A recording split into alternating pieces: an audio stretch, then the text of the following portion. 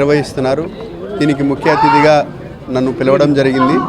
ఈ కార్యక్రమం విజయవంతం కావాలని దీంతో పార్టిసిపేట్ అయ్యే ప్రతి ప్లేయర్కి ఆల్ ద బెస్ట్ చెప్తూ, బెస్ట్ ఆఫ్ లక్ చెప్తూ, ఎందుకంటే ఇప్పుడున్న కాలంలో physical and mental activities very important.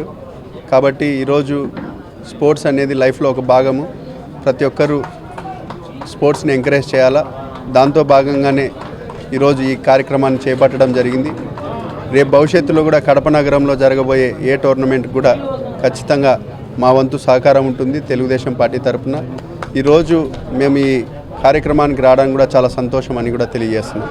Thank you so much. ఈరోజు కడప నగరంలో హోంకారిష్ట కేకేఆర్ ఆధ్వర్యంలో ధోని ట్రోఫీని ఈరోజు ప్రారంభించారు 4 టీములు.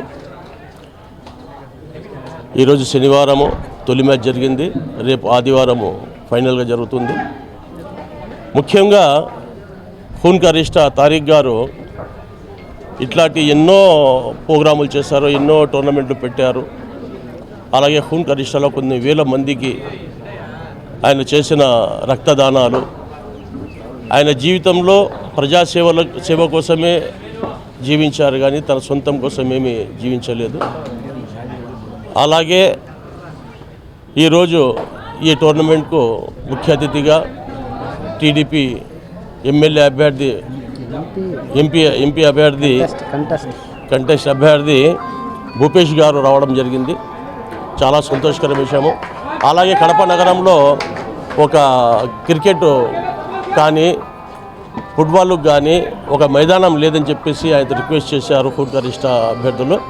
ఆయన వెంటనే స్పందిస్తూ వచ్చే రోజుల్లో మళ్ళా ఎమ్మెల్యే మాధవరెడ్డి గారిని అలాగే శ్రీనివాసరెడ్డి సార్ గారిని కలిసి ఇక్కడ దగ్గర దాపులు ఎక్కడ స్థలం ఉంటే కేటాయించి దానికి ప్రయత్నిస్తామని చెప్పడం చాలా సంతోషకర విషయము. ఎందుకంటే కడప నగరంలో యువత ఎంతోమంది ఆటల్లో ముందుకు వస్తున్నారు. అలా రావాలి కూడా, అలా ఉత్సాహం చూపించాలా కూడా. ఈ టోర్నమెంట్లలో యువతకు ఒక మంచి మార్గం కూడా దొరుకుతుంది. ఎందుకంటే ఈ రోజుల్లో సెల్లల్లో మొబైల్లో టైం ఎక్కువ చేసి తన శరీరానికి కూడా హానికరం కలిగిస్తున్నారు. కనుక ఇలాంటి క్రికెట్ కానీ ఫుట్బాల్ కానీ ఆడి తన ఆరోగ్యాన్ని కూడా బాగా చేసుకోవచ్చు అవకాశం ఉంది. దీంతో మంచి భవిష్యత్తు కూడా ఉంటుందని చెప్పేసి ఆశిస్తూ మరొకసారి హోంకారిష్ట తారీఖ్ గారికి అభినందనలు తెలియజేస్తున్నాను.